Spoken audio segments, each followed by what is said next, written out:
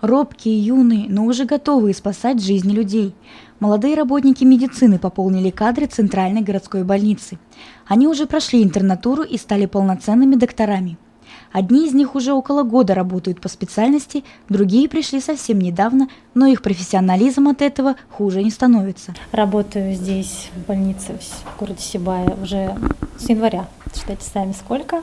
Нравится работа, привыкла. Вначале было, конечно, тяжеловато привыкать, всегда так. Ну, есть старший товарищ, который всегда подскажет. Приехала я сюда с Уфы, работаю уже 2-й месяц. Моя профессия очень нравится. У нас очень хороший коллектив, заведующая Марина Анатольевна Лаушкина, которая всегда поддержит, поможет в трудную минуту. На сегодняшний день Центральная городская больница является ведущим лечебно-профилактическим учреждением Башкирского Зауралья, что связано с географическим положением Сибая. Наш город – единственный в республике населенный пункт, удаленный от столицы на расстоянии 541 километр.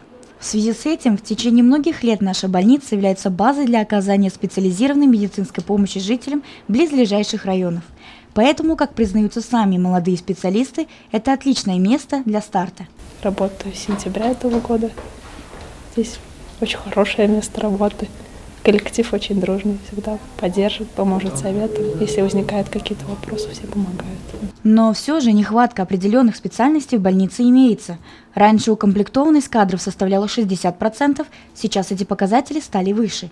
У нас в настоящее время не хватает травматологов, хирургов не хватает, нужно быть еще хирургом. Ну вот, что касается хирурга, он учится в клинической ординатуре, год остался, закончит, приедет. Нейрохирург тоже учится, нам нужен узкий специалист. Кардиологи у нас вот сейчас в настоящее время 4 врача-специалиста кардиолога. 2 работают в отделении, 2 на приеме. Город, администрация уделяет большое внимание этому. Мы говорили с другими городами, районами, население, примерно такое, как город Сибай. У нас за 5 лет молодым докторам дали 45 квартир, в том числе 7 особняков.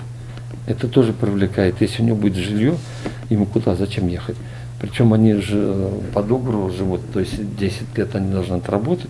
Если он отработает 10 лет, это жилье или квартира, или дом остается за ним. Надеемся, что молодых специалистов нашей больницы станет больше, и их количество возрастет именно с востребованными специальностями. А уже приступившим к своей работе начинающим энергичным врачам остается пожелать везения и повышения мастерства в своей профессии. Евдокия Титаренко, Радмир Сингулов, Любовь Карпова, телекомпания СТВ.